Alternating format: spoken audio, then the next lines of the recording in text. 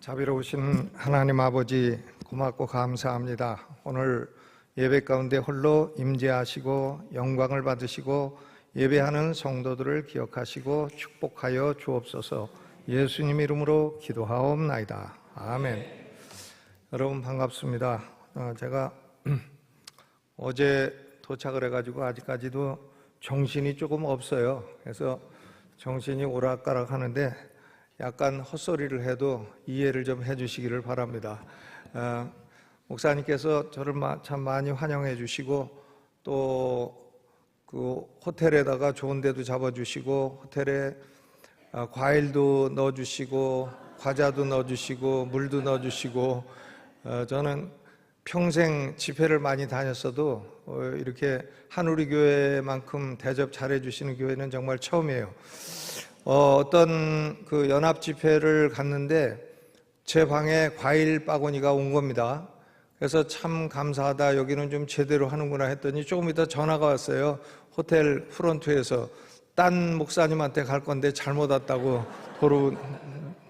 돌려달라고 해서 돌려줬습니다.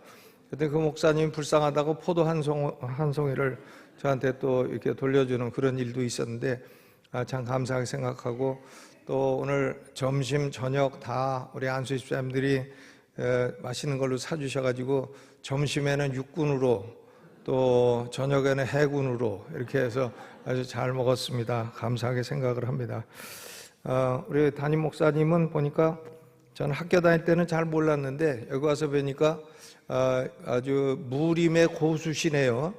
은둔된 무림의 고수세요. 참 목회를 잘 하시고 감사하고요.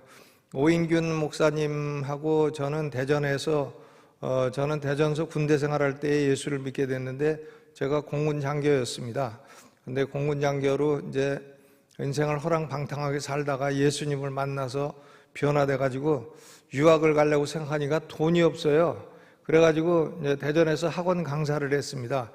그때 우리 이 한우리교회 출석하시는 정용직 목사님이 대전에서는 영어로 1타 강사하셨어요. 돈 제일 많이 버는 분이었어요. 그리고 오인균 목사님이 수학으로는 1타 강사, 수학으로는 그 당시에 아마 그 당시 70년대 말 80년대 초에 1,000만 원 이상 버는 그 1타 강사하셨어요. 그걸 때려치고 신학교를 와갖고 지금 이렇게 목회자가 된 거죠.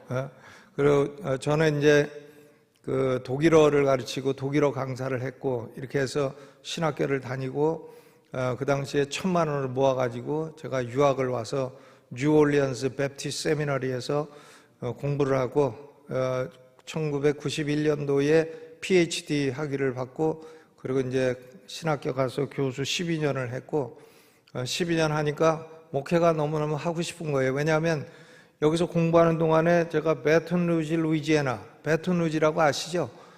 그게 루이지애나의 수도입니다.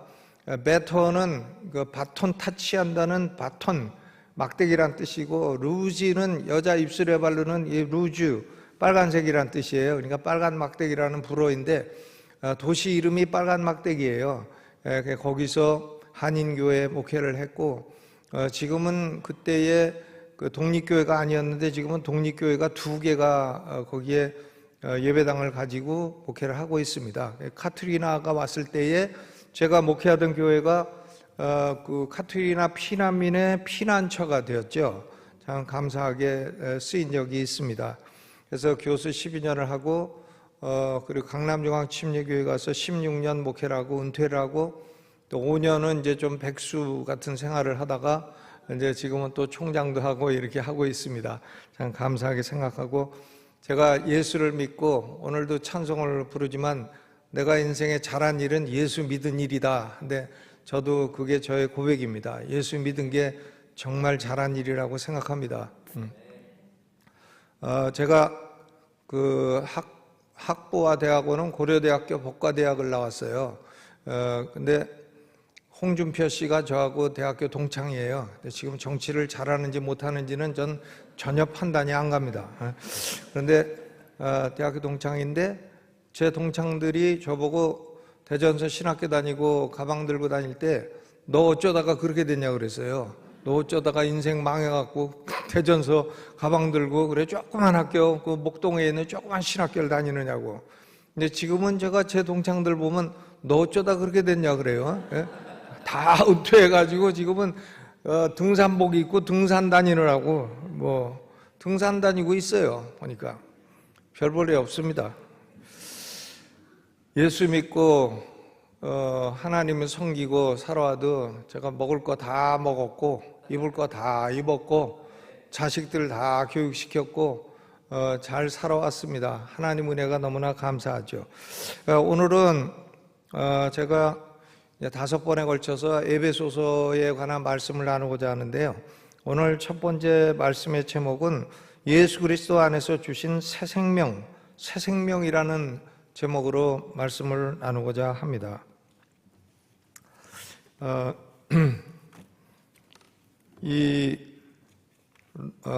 로마서 그리고 에베소서, 이게 신약 성경 가운데 가장 중요한 교리서입니다.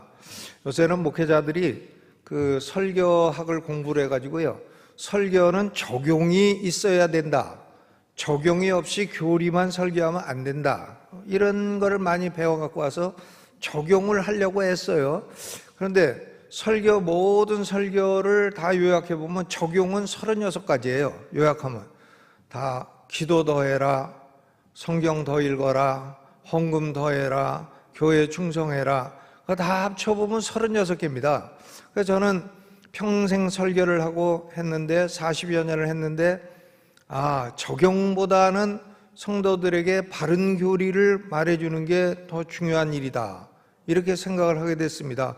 왜 성경을 봐야 하고 왜 기도를 해야 하고 왜 선교를 해야 하는지 알아야 할 거 아닙니까? 무조건 기도를 해요? 피곤해 죽겠는데. 무조건 헌금을 합니까? 아까워 죽겠는데. 그러니까 알아야 될 거 아니에요. 왜 그렇게 해야 하나. 그래서 오늘 저는 교리적인 설교를 하고 적용 그런 게 없을 수도 있어요. 그러니까 적용은 여러분이 알아서 찾아서 내가 성경을 더 읽어야 되겠다든가, 기도를 더 해야 되겠다든가, 헌금 떼먹은 걸 해야 되겠다든가, 이런 거는 본인이 알아서 적용을 하시기를 바라는데, 이 신약 성경에서 교리서로 제일 중요한 책은 로마서와 에베소서입니다. 로마서와 에베소서가 가장 중요한 책이에요. 마르틴 로이드 존스 목사님이 이 두 책에 대해서 가장 위대한 설교를 했는데요. 저는 20세기의 설교자 가운데 가장 위대한 사람은 마르틴 로이드 존스라고 생각합니다. 그리고 19세기에는 찰스 하돈 스펄전이라고 생각합니다. 스펄전과 로이드 존스 아주 위대한 사람이고, 칼빈 선생, 어거스틴, 사도 바울과 함께 교회 역사에 별 4개짜리 아주 사령관들이라고 생각해요. 사령관들입니다. 어떻게 그렇게 설교를 할 수가 있을까? 그 사람들은 천재들이에요. 근데 로이드 존스가 말하기를 로마서는 복음의 가장 순수한 표현이라고 했습니다. 복음의 가장 순수한 형태가 로마서라. 그럼 에베소서는 뭐냐면 복음의 가장 장엄한 형태가 에베소서라고 했습니다. 여러분, 우리가 믿는 신앙은 뭐 즐거운 것도 있고 행복한 것도 있고 활력 있는 것도 있고 하지만은 우리가 믿는 신앙은 장엄한 면이 있습니다. 장엄한 것이죠. 우리가 드리는 예배도 즐겁고 행복한 느낌도 있어야 되고 장엄한 느낌도 있어야 됩니다. 여기 에베소서는 복음의 가장 장엄한 표현인 것입니다. 이 에베소서의 그 제일 중요한 주제가 뭐냐면, 제일 중요한 주제가 바로 거기 1장, 에베소서 1장 10절이죠. 하늘에 있는 것이나 땅에 있는 것이 다 그리스도 안에서 통일되게 하려 하심이라. 하늘에 있는 것과 땅에 있는 것이 다 통일되게 하려 하심이라. 이게 대주제입니다. 그러니까 하늘에 있는 것과 땅에 있는 것이 통일이 안 됐다, 그런 얘기죠. 통일이 안 된 게 문제다. 하늘에 있는 분은 누군가? 하나님이시죠.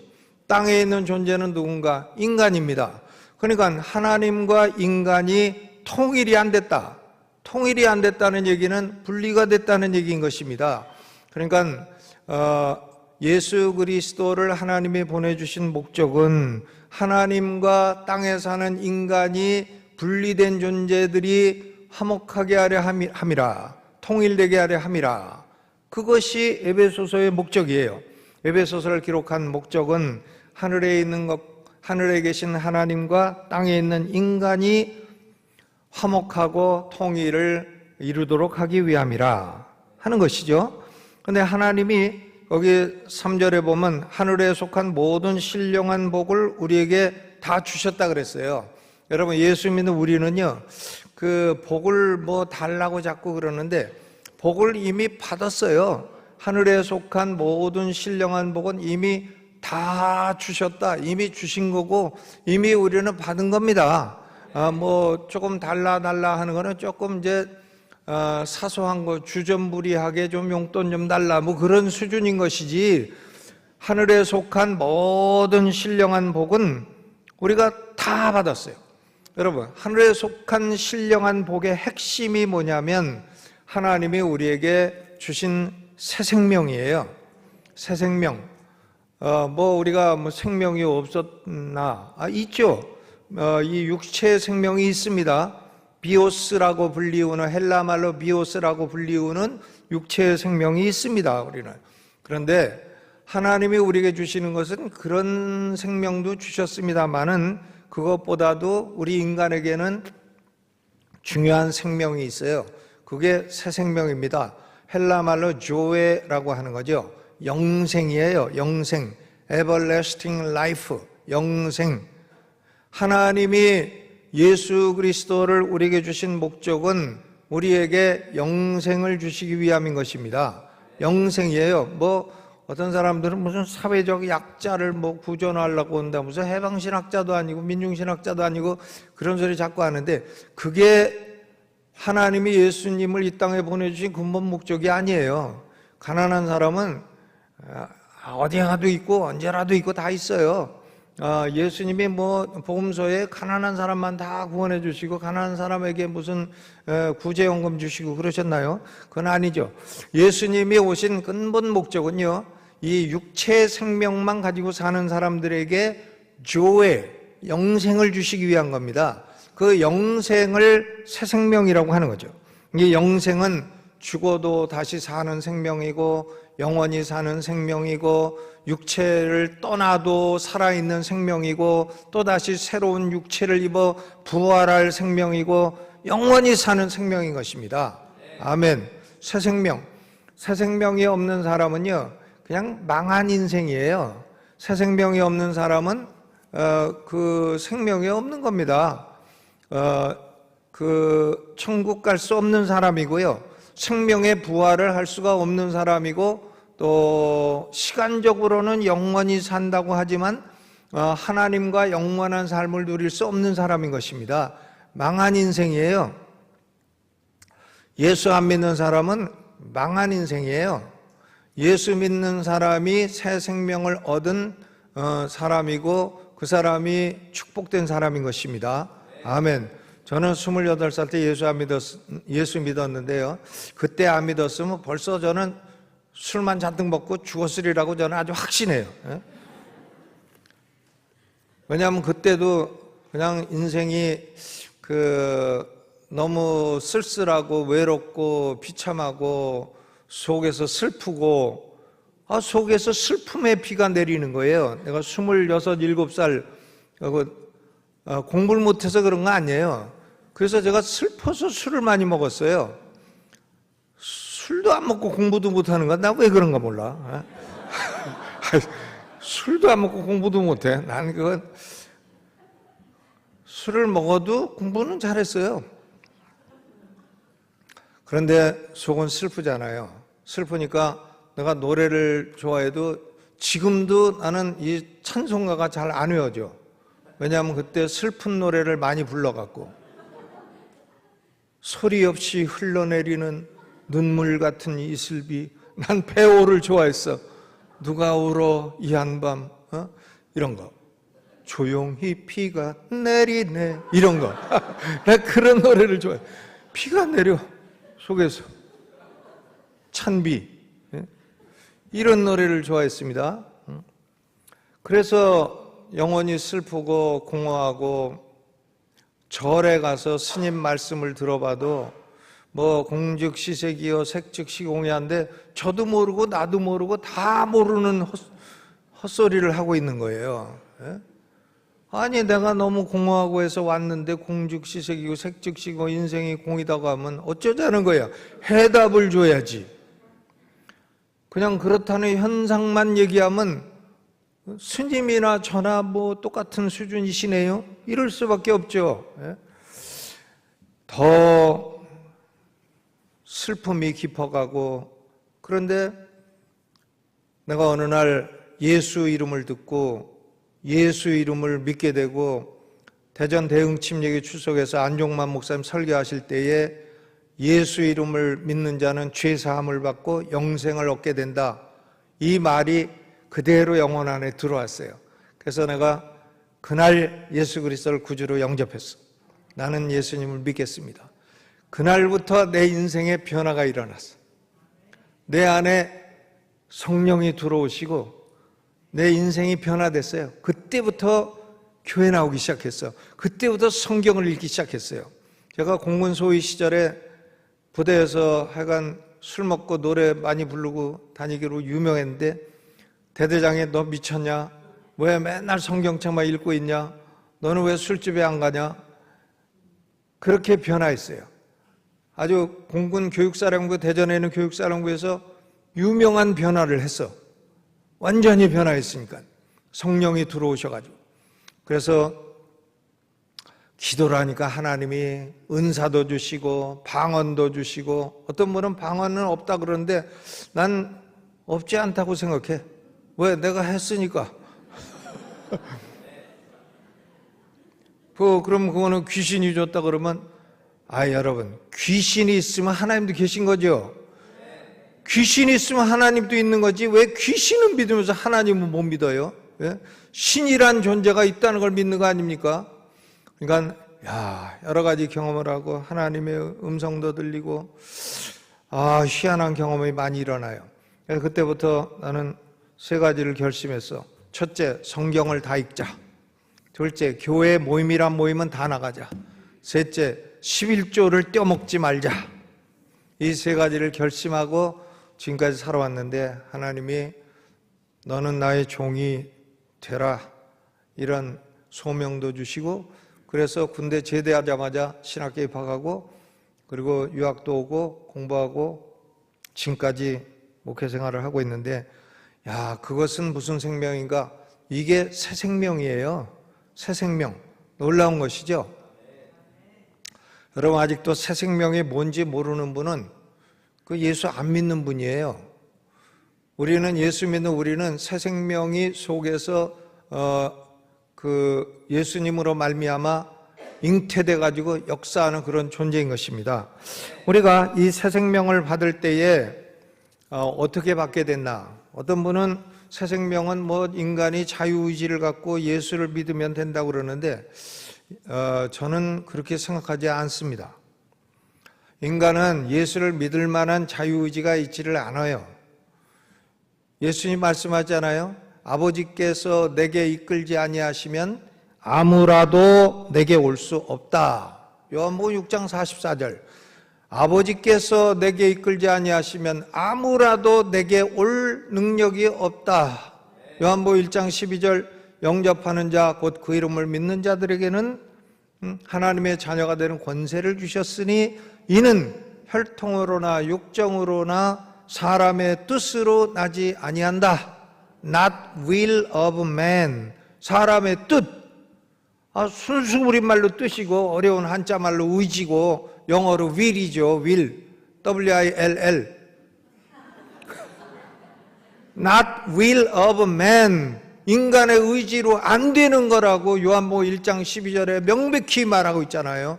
그러니까 인간이, 어떤 분은 나한테 시비 걸어. 그럼 당신은 인간이 로봇이라고 생각하냐? 아닙니다. 난 인간 로봇을 한 적 없어요. 저도 로봇 아닙니다. 인간은 자기 마음대로 할 수 있는 자율적인 의지를 갖고 있어요. 짜장면 먹고 싶으면 짜장면 먹고, 짬뽕 먹고 싶으면 짬뽕 먹고, 섞인 거 먹고 싶으면 섞인 거 먹고, 그럴 자유가 있어요. 자율 의지를 갖고 있어요. 인간의 영어로 free agent예요. 마음대로, 자기 마음대로 먹은 대로 행동할 수 있는 존재예요. 그러나 인간의 마음은 만물보다 부패하고 더러운 것이기 때문에 예수 그리스도를 택하고 믿을 수 있는 능력과 자유가 없는 것이에요. 그것은 오로지 하나님의 은혜로 이루어지는 것이다. 그런 말씀을 드리고자 하는 것입니다. 아멘. 그렇죠. 베데스다 연못에 병자가 수없이 많이 있어. 그런데 하나님이 꼭 38년 된 병자, 예수님이 38년 된 병자에게만 가서 내가 낫고자 하느냐 물으시잖아요. 왜 다른 병자는 그런 거 안 물어보시나? 왜 그 병자에게만 물어보시나요?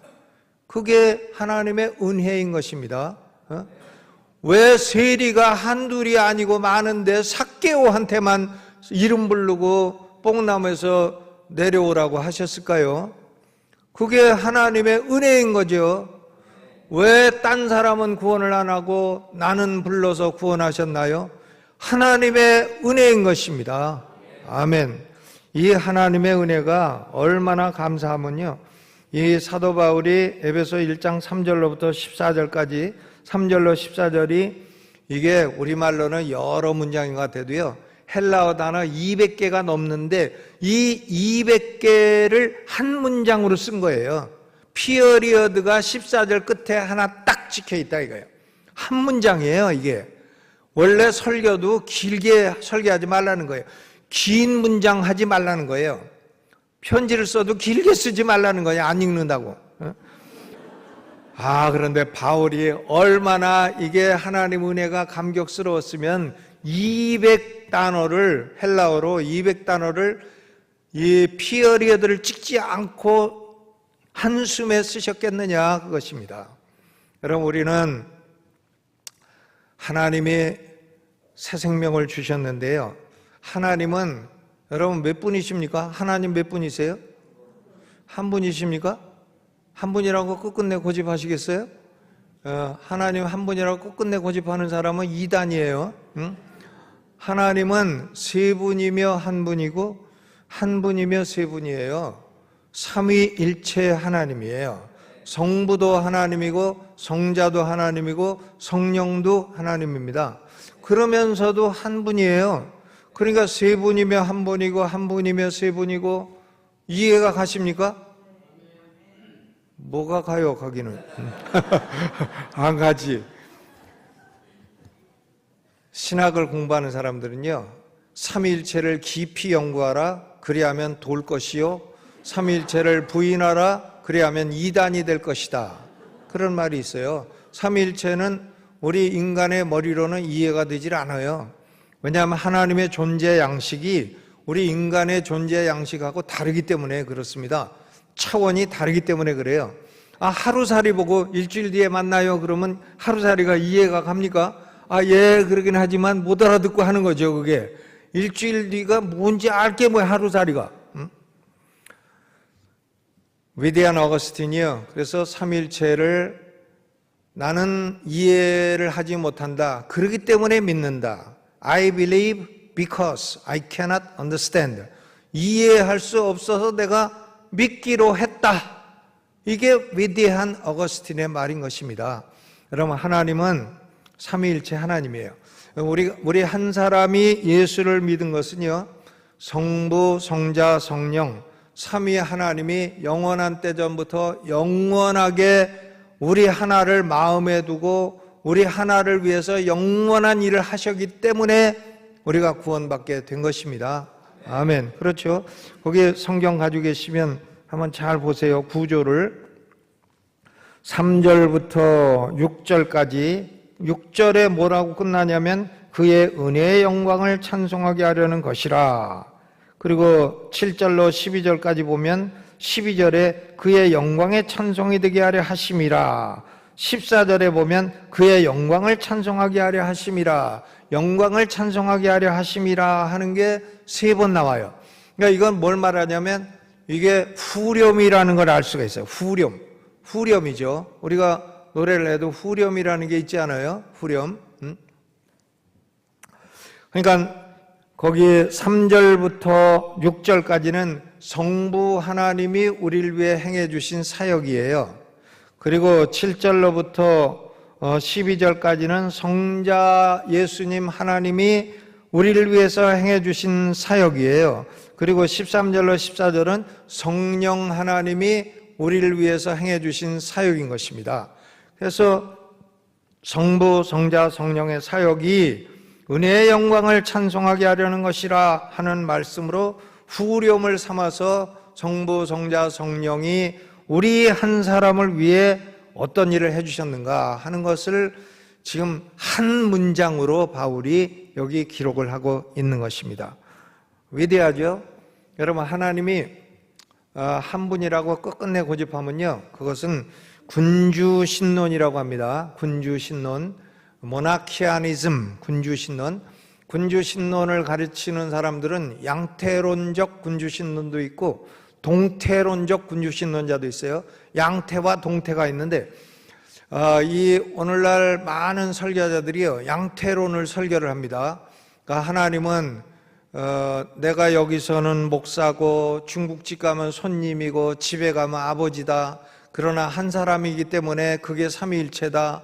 물이 뭐 얼리면 얼음이고 녹이면 물이고 끓이면 수증기인데 다 H2O이기 때문에 그런 게 삼위일체다, 이렇게 말을 하는데, 구약의 하나님은 구약의 하나님이 옷 갈아입고 나와서 신약의 예수님이 됐고, 신약의 예수님이 또 옷 갈아입고 나와서 교회 시대 성령님이 되셨다. 그런데 그런 게 옷 갈아입으셨다고 옷 양태 모양만 바꾸고 나왔다고 양태론이라고 하는 것입니다. 그런 비유는 아주 적절치 못한 비유예요. 그러니까 양태론적 군주신론이라고 사벨리우스주의라고 해서 교회 역사에서는 이미 이단으로 정죄된 사상이에요. 그러니까 한 분이라고 끝끝내 고집하지 마세요. 또 하나님 세 분이라고 끝끝내 고집하지 마세요. 그러면 삼신론자가 되는 겁니다. 또 뭐 여호와의 증인 같은 그런 이단들은 하나님은 한 분이시고 예수님은 하나님이 아닌데 신적인 능력이 그 안에서 막 동력적으로 역사했다. 그래서 다이나믹 모나키아니즘, 동태론적 군주신론이라고 합니다. 예수님의 신성을 부정하는 거죠. 그리고 양태론은 예수님의 인성을 부정하는 거예요. 왜? 하나님의 옷 갈아입고 오셨으면 인간이 아니실 거 아니에요. 그런데 예수님은 하나님이시면서 인간이신 참으로 독특한 존재인 것입니다. 우리는 인간이지 하나님이 아니에요. 불교에서는 뭐 자기가 신이 된다고 그러는데, 보살인가 뭔가 된다는데, 난 보살 진짜 신 된 사람 아직까지 만나본 적이 없어요. 진짜 보살 된 사람 아직까지 본 적이 없어요. 인간은 신 될 수 없어요. 인간이 어떻게 신이 됩니까? 자, 5초만 생각해봐요. 내가 신이 될 수 있나? 아니올시다 라는 대답이 금방 나오는 거죠. 하나님은 하나님이시고요, 인간은 인간이에요. 그런데 하나님과 인간을 한 몸에 딱 지니신 분이 하늘에서 내려오신 분, 예수님 한 분밖에 없다 이겁니다. 놀라운 일이죠. 그러니까 성부도 하나님, 성자도 하나님, 성령도 하나님, 그러면서 한 분 이해가 안 가. 그냥 믿어. 교회 역사에 종교회의가 많이 있었습니다. 많이 있었는데 그 초대교회 때에서 8세기까지 종교회의가 7번 있었어요. 7번의 목적은 뭐냐면 삼위일체 교리 이거 하나를 확립하기 위한 목적이에요. 니케아, 콘스탄티노플, 에베소, 칼세돈, 콘스탄티노플, 니케아, 7번에 걸친 종교회의. 이게 목적이 하나님은 삼위일체다, 이걸 가르쳐주기 위한 것입니다. 그러니까 우리가 뭐 여호와의 증인이건 누구건 왜 아버지 하나님하고 예수님하고 맞먹냐, 아버지하고 아들하고 어떻게 똑같냐, 이런 소리하고 오면 그냥 한 대 주워 박어 내보내시기 바랍니다. 그러니까 아들은 하나님이 아니다, 이렇게 말하는 게 이단인 것이에요. 그런데요, 오늘은 제가 성부와 성자 얘기하고 성령은 내일 하려고 하니까 내일도 빠지지 마시고 나오셔야 되는데, 성부 하나님이 우리에게 새 생명을 주기 위해서 뭘 하셨나? 성부 하나님은요, 우리 하나를 구원하기 위해서 계획하신 거예요. 성부의 일은 계획이에요. 성자 예수님은 우리의 구원을 성취하신 거예요. 그리고 성령님은 그 구원을 우리에게 적용하신 거예요. 적용. 그러니까 성부는 계획하시고 성자는 성취하시고 성령은 그것을 적용하셨다. 저는 신학을 가르치면서 여태까지 구원론에 관한 가장 훌륭한 책은 존 머레이라고 하는 목사님이 계십니다. 그분이 쓴 Redemption Accomplished and Applied 라는 책이에요. 우리말로 번역돼서 구속론이라는 책입니다. 구속론. 현대 복음주의는요, 너무 이게 구원론이 얄팍해요. 그래서 감사가 없어요. 구원론이 얄팍해서 그렇습니다. 근데 구속론이라고 하는 구속론, 이건 뭐냐면 제목이 성취된 속죄와 적용된 속죄. 속죄는 계획된 것이고 성취된 것이고 적용된 것입니다. 성부 하나님은 계획을 하셨고 누구를 구원할 건가 계획을 하셨고, 여러분 하나님이 아무 계획도 없이 역사를 움직이시나요? 그럴 수 없죠. 하나님은 다 계획을 가시고 역사를 운행하십니다. 하나님이 전지전능하신데 역사를 아담이 선악과 따먹을 때 아이고 네가 그럴 줄 몰랐다. 너 그럴 수가 있냐? 내가 선악과 가지고 에덴 동산도 주고 했는데 네가 어쩌면 그럴 수가 있냐? 하나님이 그러십니까? 요새 신학자들은 곧다우 소리를 자꾸 한단 말이에요. 그런데 그런 것들은 다 주로 시카고 대학 이 화이트헤드 머리가 하얀 사람인지 모르겠는데 이런 사람들의 그 신학이 다 그런 거예요. 다 그런 겁니다. 하나님의 섭리를 다 부정하고 하나님의 계획을 다 부정하고 하나님은 인간한테 배워나간다. 말도 안 되는 소리라고. 하나님이 아담이 범죄할 때 깜짝 놀랬다. 그리고 인간이 어떻게 하느냐에 따라 하나님은 따라간다. 과정신학이라고 하죠. 근데 이 과정신학이요, 신학교 교수들 중에 그걸 따르는 사람이 많습니다. 화이트헤드, 하얀 머리, 이 사람 때문에. 여러분, 성부 하나님은요 계획을 세웠는데 성부 하나님의 계획은 우리를 택해 주셨다는 거예요. 하나님이 우리를 택해 주셨다. 구원하기 위해서 택해 주셨다. 그 어떤 분은 택해 주셨다 하니까 굉장히 기분 나쁘게 생각해. 내가 택하지 왜 하나님이 택하냐고. 아닙니다. 나는 택할 능력이 없어요. 내가 하나님을 택할 능력과 의지가 있지를 않습니다. 하나님이 택해 주시기 전에는 우리에게는 구원의 소망이 아무것도 없는 거예요. 성부 하나님은 하신 일이 뭔가 택해 주신 건데 이것을 육하원칙, 무엇을 언제 어떻게 누가 왜 이런 거죠. 육하원칙에 따라서 생각을 해보면 성부 하나님이 하신 일이 뭐냐? 무슨 일을 하셨나? 우리를 선택해 주셨다. 선택해 주셨다. 선택한 게 뭐냐? 구원을 위해 선택해 주셨다 하는 겁니다. 이게 이제 선택설 예정설인데요. 저는 학교에서 강의할 때 예정설 얘기하면 성질내는 사람이 꼭 있어. 질문하는 학생들이 꼭 똑같은 질문해. 사람은 다 다른데 질문은 항상 똑같아. 하나님이 예정하셨다는데 아주 성질을 내. 하나님이 예정해서 택해서 은혜를 주셨다는데 왜 성질을 내, 지가? 저는 내 신앙의 안정성은 내가 하나님을 택한 게 아니라 하나님이 나를 택해 주셨다는데 안정성이 있습니다. 내가 하나님을 택한 게 아니에요. 내게 하나님을 택할 만한 지성과 인성과 능력과 영성과 그런 게 있지를 않다 그거예요. 그러면 하나님이 우리를 택해 주셨어요. 물론 뭐 이스라엘이라는 민족을 택했다. 민족적인 선택도 있을 수 있죠. 또 레위인을 택해 주셨다. 뭐 그런 사역을 위한 택하심도 있어요. 그런데 하나님이 우리를 택하신 것은 구원을 위한 택하심이에요. 우리에게 새 생명, 영생을 주시기 위한 택하심이신 것입니다. 하나님이 우리를 택해 주셨다. 그러니까 언제 택해 주셨나? 언제 택해 주셨냐면 창세전에 before the foundation of the world.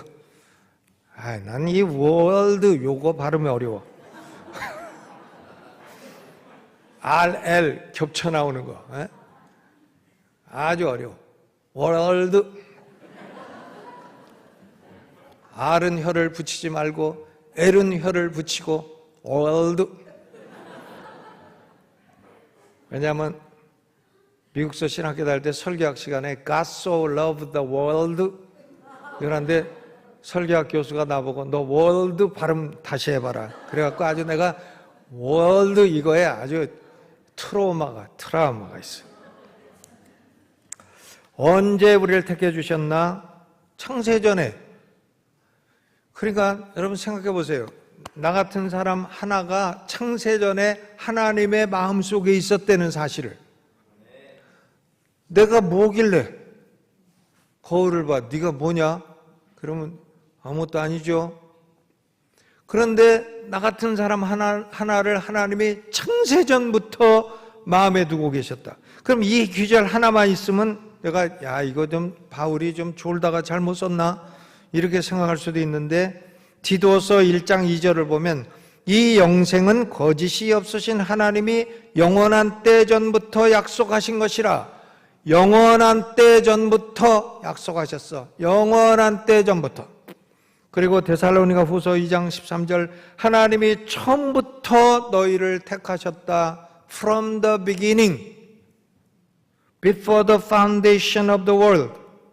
창세전에 이 땅에 태양도 뜨기 전에, 달도 뜨기 전에, 별도 뜨기 전에, 산도 없고 강도 없고 나무도 없고 들도 없고 개도 없고 소도 없고. 참, 그럴 때 하나님이 나를 마음에 두셨다. 여러분, 이게 보통 일이냐고요. 이걸 그냥 읽으면서 그냥 하시거나 마시거나 하고 넘어갑니까? 그 하나님이 why 우리를 택해 주셨나? why? 그것은 사랑 안에서 그냥 사랑하셨기 때문에 택하신 거예요. 우리가 잘났기 때문에 택했나? 아닙니다. 꿈 깨세요. 우리보다 잘난 사람들은요, 불신자 중에 훨씬 많아요. 우리가 도덕적으로 훌륭하기 때문에 택하셨나요? 아닙니다. 스님이 훨씬 나. 스님들은 왜 머리 깎나 몰라. 난 지금 여기 심으려고 지금 돈 모으고 있는데. 그 한 모에 얼만데 그걸. 이 스님들은 난 억울한 게 있어요. 왜 목사한테는 목사님이라고 안 그래?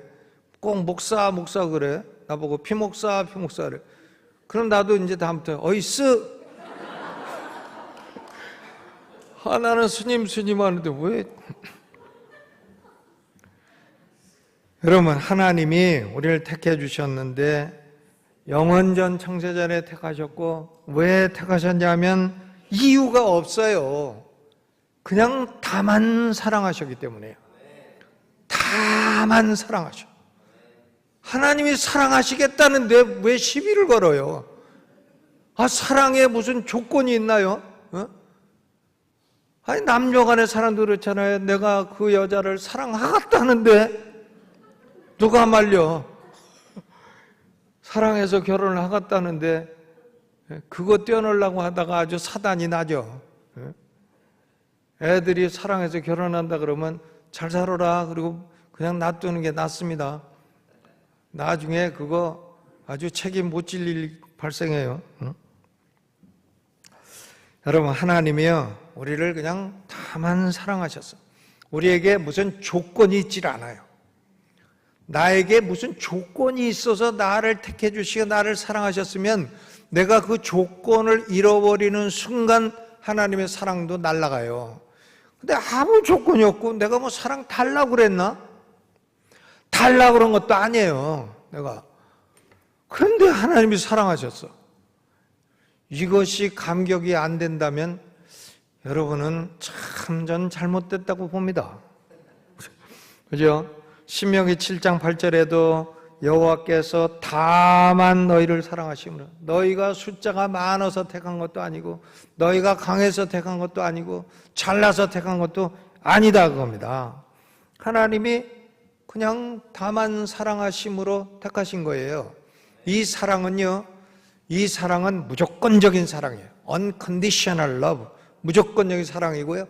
이 사랑은 창세전에 시작되기 때문에 영원전까지 그냥 가는 거예요. Eternal love, 영원한 사랑이에요. 무조건적인 사랑이고, 이것은 하나님이 사랑하고 싶어서 한 거예요. 주권적인 사랑이에요. 놀라운 사랑이죠.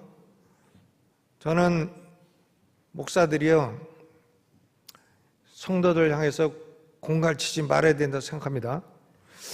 어떤 교회는 보니까 전 교인이 새벽 기도를 다 나와. 그래서 야, 너는 목회를 어떻게 그렇게 잘하냐? 그랬더니 새벽 기도 안 나오면 지옥 간다 가르치니까 다 나온대. 어이, 공갈이지 이거는. 대한민국 형법에 있는 협박죄지. 그건 공갈이죠. 아니, 새벽 기도 한 번 안 나온다고 하나님의 사랑을 잃어버려요?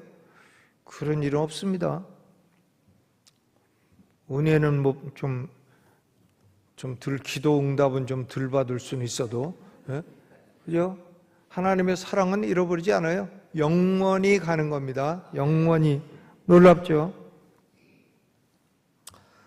하나님은 긍휼히 여길 자를 긍휼히 여기시고 불쌍히 여길 자를 불쌍히 여기시고 은혜 베풀고 싶은 사람에게 은혜를 베푸시는 하나님이에요. 하나님이 주권자예요. 하나님은 사랑하셔서 우리를 택하셨다. 그러면 하나님이 무슨 목적으로 우리를 택하셨나? For what purpose? 맞나? For what? 무엇을 위해서, 어떤 목적으로 우리를 택하셨나? 하나님이요, 우리에게 세 가지 목적을 갖고 계세요. 첫째는 하나님이 우리에게 새로운 지위를 주시는 거예요. 새로운 지위. 무슨 지위냐면 하나님의 자녀가 됐다는 지위예요. 하나님의 아들, 딸이 된 거예요. 과거에는 하나님의 아들, 딸이 아니었죠. 마귀 자식들이었죠, 우리가. 공중 권세 잡은 자를 따르고 마귀를 추종하던 자들이었는데 이제 하나님의 자녀가 돼서 하나님이 아버지가 되셨어. 놀라운 일입니다. 여러분, 뭐 육신의 아버지가 조금 좀 잘못 사시더라도 아버지 또 계시잖아요. 하나님 아버지, 전능하신 하나님 아버지, 우리를 무한정 사랑하시는 하나님 아버지. 그러니까 너무 기죽지 마요. 아멘. 아니, 김영삼 대통령 손자가 유치원 다니는데 할아버지가 니네 할아버지 대통령이라고 절대 말하지 말라. 그러니까 다른 애들, 우리 할아버지가 회장이다, 우리 할아버지가 교장이다 막 얘기하는데 김영삼 대통령 조카는 손자는 아무 말도 못하고 있다가 어느 날 하도 승질이 나갖고 우리 할아버지가 대통령이다 그랬더니 다른 애가 있다가 니네 할아버지가 대통령이면 우리 할아버지는 오바마다 그러더래. 대통령이 아버지고 할아버지고 그게 그렇게 훌륭한 겁니까? 하나님의 아버지신 게 훌륭하죠. 우리는 새로운 지위를 얻게 됐어. 하나님의 자녀 되는 걸 권세라 하잖아요. 권세. 아멘. 놀랍습니다. 여러분, 이 성도들은요, 말을 권세가 있기 때문에 말을 함부로 하면 안 됩니다. 자식들도 때리더라도 이런 세계에서 제일 부자 되려면 새끼 그러면서 때려요. 희한해. 말하는 대로 돼요, 여러분. 우리가 하나님 자녀의 권세가 엄청난 건데 이 권세가 말로 나타나요, 말로. 저는 신학교 교수할 때 김충기 목사님 후임 아니면 난 안 간다 그랬어요, 농담으로. 진짜 그렇게 됐어요. 그리고 가난해도 아유 나는 죽게 됐네, 아유 망하게 됐네, 아유 나라가 이렇게 돼갖고 나 큰일 났네, 경기가 나빠가지고 나 죽게 되네. 그러지 마요. 하나님의 아버지가 도와주시네. 왜 그렇게 해요? 당신의 인생의 표가 뭐냐? 그러면 저는 인생의 모토가 있어요. 남느니 돈이요, 쌓이느니 재물이라.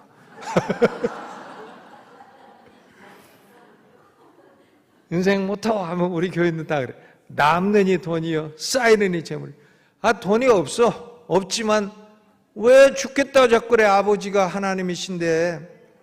남느니 돈이요, 쌓이느니 재물이라. 자꾸 그러면 하나님이 보시고 저놈 돈 안 줬다가 큰일 나갔다. 주시죠. 여태까지 전 굶지 않았습니다. 그리고 양복 떨어지지 않게 입었어요. 자동차 떨어지지 않게 타고 다녔어요. 별걸 다 타봤어. 뭐 다 먹고 살아. 하나님이 아버지 되셔. 우리에게 새로운 지위를 주셨고요. 두 번째로는 우리에게 새로운 성품을 주셨어. 새로운 성품. 거기 기록되어 있잖아요. 4절에 곧 창세전에 그리스도 안에서 우리를 택하사 우리로 사랑 안에서 그 앞에 거룩하고 흠이 없게 하시려고. 거룩하고 흠이 없게 하시려고. 새로운 성품이야. 거룩이라는 것은 죄가 하나도 없다는 뜻이 아니에요. 거룩은 하나님을 위해서 따로 구별됐다는 거예요. 우리가 하나님을 위해서 구별된 존재라는 걸 알아야 돼요. 여러분, 구약 성경에 그릇도 거룩하다고 합니다. 그릇이 무슨 도덕이 있어요? 무슨 하나님을 위해서 분리돼서 따로 구별돼서 쓰이면 거룩한 거예요. 사람이 하나님을 위해서 나는 쓰이겠다 그러면 그 사람이 거룩한 사람인 것입니다. 나는 술 안 먹습니다. 이런 것보다요, 꼬량주를 대병으로 먹더라도 나는 하나님을 위해 살겠습니다. 이 사람이 거룩한 사람이에요. 하나님을 위해 구별된 게 거룩한 것입니다. 아멘. 그러니까 딴 건 몰라도 나는 하나님을 위해 살겠습니다. 나는 하나님을 사랑합니다. 나는 하나님을 존경합니다. 하나님이 날 구원해 주셨습니다. 하나님이 내 인생에 소망을 주셨습니다. 그게 거룩한 것입니다. 성경책 끼고 폼 잡고 다니는 게 거룩한 게 아니에요. 나는 예수 믿고 목회를 하면서도 그런 방 스타일의 거룩을 아주 싫어해. 아주 위선자 같아. 저거 지난밤 한 일 내가 다 알고 있는데 저러고 돌아다니네. 저거 사기꾼이 저러고 돌아다니네. 그렇죠. 우리가 새로운 성품, 거룩한 새로운 성품을 얻게 됐어. 거룩한 성품. 그리고 인생의 새로운 목적을 얻게 됐어. 그럼 뭐냐? 하나님을 찬송하게 하려 함이라. 새로운 지위를 얻고 새로운 성품을 얻고 새로운 인생의 목적을 얻게 됐으니 하나님이 우리를 택하신 목적이 얼마나 거룩한 것입니까? 그런데 그러면 어떻게 하나님이 우리를 택하셨나? 어떻게 택하셨나 하면요, 하나님이 예수 그리스도 안에서 우리를 택한 거예요. 우리는 창세전부터 예수 안에서 하나님의 택하심을 받은 사람들인 것입니다. 놀라운 일이죠. 세상에 수많은 인류가 있어도 하나님이 나를 예수 안에 두셨다는 게 놀랍습니다. 예수 안에 있던 우리도 다른 사람과 똑같이 살고 죄짓고 마귀를 따르고 그렇게 살았어요. 죄가 많아요. 죄대로 처벌받으면 우리는 지옥 아랫목이에요. 아랫목. 저는 아랫목이에요. 여러분은 잘 모르겠습니다. 윗목인지. 저는 아랫목 틀림없어요. 아랫목 확보. 지옥 아랫목. 그런데 예수님이 우리를 위해서 속죄를 해주셨잖아요. 속죄, 그의 피로 속죄를 받았다. 여러분, 예수님의 피를, 우리를 위해서 피를 흘리신 것은요, 네 가지 의미가 있어요. 첫째는 예수님은 희생제물이 되셨어요. sacrifice. 뭐냐면 우리가 죄책이 있잖아요. 죄가 있으면 죄에 대한 책임이 있어요. 우리가 지어야 될 죄책은요, 지옥 가는 거예요. 지옥은 울며 이를 가는 것이에요. 구더기를 소금 치듯 하는 것이에요. 여러분, 그런데 가겠습니까? 사람이 7, 80년 인생 살다가 영원을 지옥에서 보냅니까? 그걸 농담으로 여깁니까? 난 아주 어리석은 사람이라고 생각합니다. 그런데 우리는 예수 안에서 예수님의 피로 예수님이 희생제물 sacrifice가 되셔서 우리의 죄책을 제거해 주셨어요. 또 예수님은 우리에게 뭐가 되셨냐면 화목제물이 되셨어요. propitiation. 화목제물은 뭐냐면 하나님의 진노를 제거해 주셨다는 거예요. 심청이가 아버지의 눈을 뜨기 위해서 임당수의 몸을 던졌어. 그게 propitiation이에요. 용왕님의 진노를 풀어 아버지의 눈을 뜨게 했다. 그거 아닙니까? 예수님의 십자가에 피 흘린 것은 하나님이 우리를 향한 진노를 풀어주신 거예요. 그러니까 하나님이 나한테 성질 내실까? 안 냅니다. 하나님이 나한테 진노하시나? 안 내요. 하나님은 나를 향해 진노하지 않으십니다. 왜? 예수님의 피가 propitiation, 화목제물이 되어 하나님의 진노를 제거해 주셨기 때문이에요. 우리는 하나님의 사랑의 대상이지 진노의 대상이 아니에요. 그럼에도 불구하고 의도 터질 때도 있어요. 그것은 사랑의 매이지 진노의 형벌이 아니다 이거예요. 여러분, 예수 믿으면서도 죄가 있죠. 죄 없다 하는 사람은 거짓말쟁이죠. 목사도 죄가 많아요.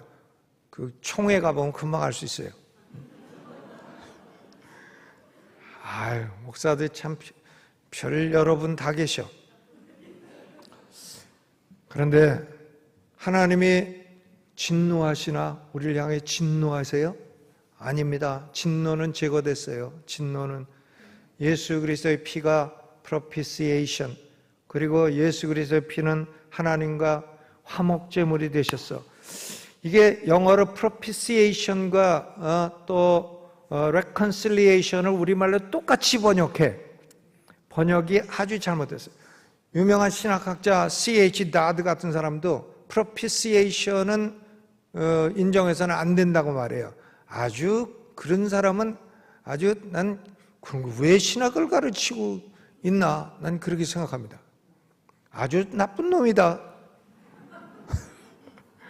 하나님의 진노가 다 제거됐고 죄책이 제거됐고 그리고 하나님과 소외감이 제거됐어. 소외감.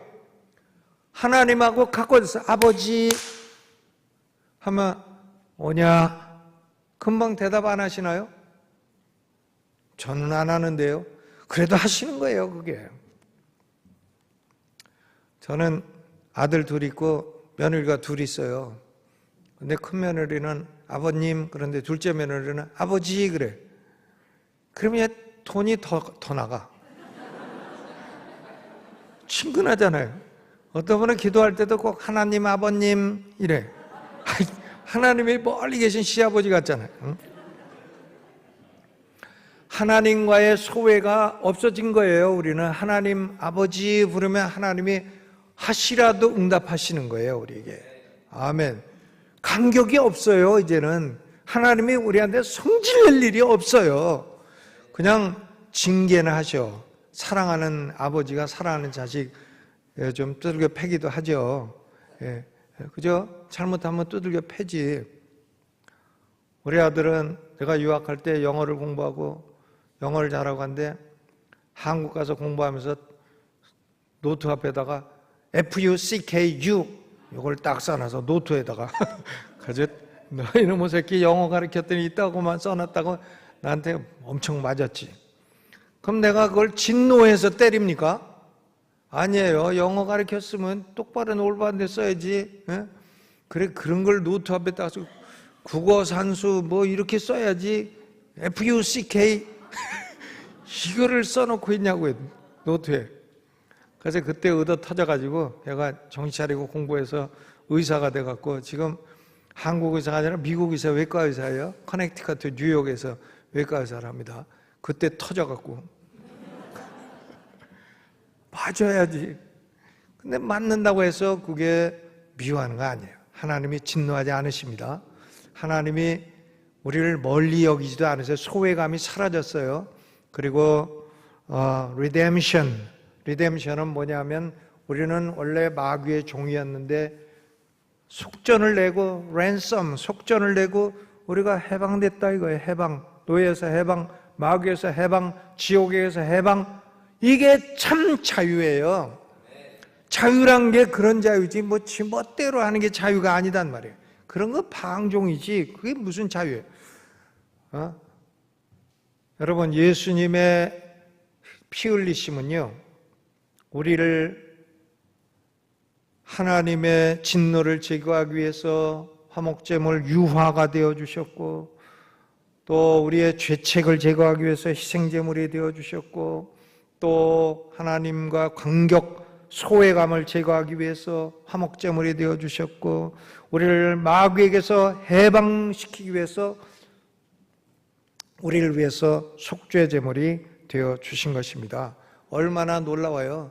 예수님의 피의 사중 의미인 것입니다. 아멘. 그렇죠. 성부 하나님은 우리를 택하여 주시고, 성자 예수님은 우리를 위해서 피 흘려 속죄해 주시고, 나 하나가 내가 누군데, 내가 누군데, 저는 성씨도 피가가 돼갖고요. 아직 여기 이미그레이션 여기 들어올 때마다 What's your name? 그래서 My name is P. 그러면 That's a funny name. 더러워 죽겠어. 항상 대답하는 말이 있어요. That's better than poo. 그렇죠. 그런데 여러분, 나는 모세가 피씨라는 걸 얼마 전에 알았어. 피남편이로다. 모세 한국 이름 피남편. 그렇죠. 너무나 감사한 일이라고 생각합니다. 여러분, 우리가 이렇게 엄청난 은혜를 받았어요. 하나님의 마음속에 영원전에 우리가 들어가 있었어요. 감사하죠. 네? 그러니까 예배를 하는 것입니다. 예배는 왜 하나? 나 같은 거 구원해 주셔서 너무 감사해서 드리는 거죠. 그러니까 헌금도 하는 거고, 그러니까 과연 저 피목사가 와서 하는 말이 진실인가 알기 위해서 성경을 읽는 거죠. 놀라운 일인 것입니다. 여러분, 지금 미국도 있고 한국도 있고 뭐 영국도 있고 다 있습니다. 세상에 수백 개국이 있어요. 수백 개국은 다 어떤 나라냐? 망할 나라예요. 미국이 망합니까? 망하죠. 한국이 망합니까? 망합니다. 영국이 망합니까? 망해요. 중국이 망합니까? 망합니다. 뭘로 망하나? 불로 망해요. 불로. 옛날 노아 시대에는 물로 망했잖아요. 지금 이 시대에는 물보다 훨씬 센 게 있어요. 불입니다. 불. 사도 베드로가 말하잖아요. 사도 베드로가 회나 뜨던 사람이 어떻게 알고 불로 하늘과 땅이 다 녹아지고 망한다고 씁니까? 하나님의 계시가 아니고 어떻게 그런 걸 쓸 수가 있어요? 놀라운 일이죠. 불로 망해요. 그런데 망하지 않는 한 나라가 있어요. 그 나라 백성이 되어야 되는 것입니다. 그 나라가 Kingdom of God, 하나님의 나라예요. 그 나라가 하나님 나라이고요. 지금 이 시대는 하나님 나라가 성장해가는 시대인 것입니다. 하나님이 하나님의 택한 백성들을 다 불러 모으시는 시기예요. 그래서 그들에게 영생을 주시고 하나님 나라가 완성되면 더 이상 이 죄악으로 가득 찬 세상은 이 불로 소멸되고 불로 완전히 소멸되는 것이 아니라 완전히 정화되고 우리는 새 하늘과 새 땅에서 영원토록 살게 될 것입니다. 어떤 사람들은 천년왕국에 살게 될 것이라고 자꾸 가르치는데, 나는 여태까지 프리칭을 40년 했어도 천년왕국이라는 게 성경에 있나? 난 아주 심각하게 의심해. 요한계시록에 천자가 있다는데 요한계시록 같은 상징적인 문헌을 그렇게 리터럴하게 해석해도 되는 건가? 나는 상징적인 문헌을 리터럴하게 해석하는 사람을 크레이지한 사람이라고 생각합니다. 그렇죠. 천이 뭐냐? 몰라요. 모르지만 그것은 상징적인 의미일 것이다. 난 그렇게 생각합니다. 그리고 사도 베드로가 말한 대로 우리는 의에 관한 바 새 하늘과 새 땅을 바라보도다. 영원한 나라, 그 나라의 왕은 예수님이에요. 이 왕권이 바뀌질 않아요. 하나님 나라에는 대통령 선거가 없어요. 영원한 왕 대통령이 예수님이에요. 하나님 나라는 굶어 죽는 사람이 있어요. 장의사. 죽는 사람이 없어요. 하나님 나라는 또 굶어 죽는 사람이 성형외과 의사. 다 아름답게 예쁘게 생겨갖고 못생긴 사람이 없어요. 죽는 사람이 없고 병든 사람이 없고 의사들 다 굶어 죽어요. 영원히 죽지 않고 영생하며 지복을 누리며 살게 되는 나라, 그 나라가 킹덤 오브 갓이에요. 하나님 나라. 예수 믿는 것은 바로 킹덤 오브 갓의 백성이 되는 거고요. 하나님은 아무나 그 나라 백성을 삼으시지 않아요. 영원전부터 계획을 가지고 그 나라 백성이 될 사람을 택하여 그들을 죄로부터 구원하시고 그리고 이제 그 나라를 주시는 겁니다. 이제 인류 역사는 예수 그리스도의 재림으로 다가가고 있습니다.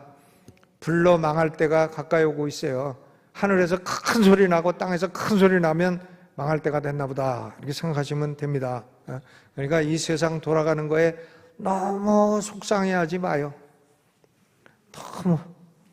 너무 속상해하지 마. 정치 하나 가지고 너무 일비할 거 없어요. 그분이 그분이야. 그죠? 우리나라는 물론 우리는 미국 시민도 되고 한국 시민도 되고 하지만 우리의 영원한 국적은 하나님 나라의 국적이에요.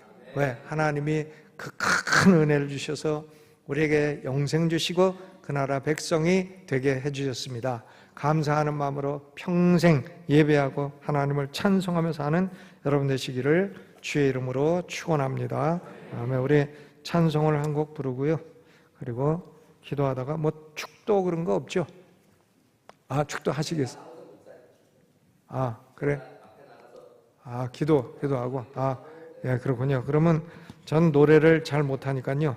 이 트로트밖에는 못해요, 제가. 그래서 찬송은 목사님께 맡기고, 하나님 아버지, 성부 하나님의 택하심과 성자 예수님의 속죄와 성령께서 우리에게 그것을 알게 해주심으로 놀라운 영원한 구원을 주시고 하나님 아버지의 그 마인드 속에, 마음 속에 우리 각자가 영원한 때부터 있었다고 하는 이 사실로 인하여 감사하고 영광을 돌립니다. 우리는 하나님의 자녀가 되었고 하나님의 아버지 되셨고 우리는 새로운 성품을 얻어 하나님을 위해 구별되어 하나님을 섬기는 종들이 되었고 또 우리는 이제 하나님께 영광을 돌리고자 하는 새로운 인생의 목적을 얻게 되었습니다. 하나님 아버지 감사드리고 이 말씀을 마음에 새기고 하나님 나라의 백성된 이 놀라운 긍지와 소망을 가지고 이 땅에 바람 많고 어려움 많고 또 슬픔 많은 세상 가운데 믿음으로 항상 기뻐하며 하나님 바라며 살아가게 하여 주시고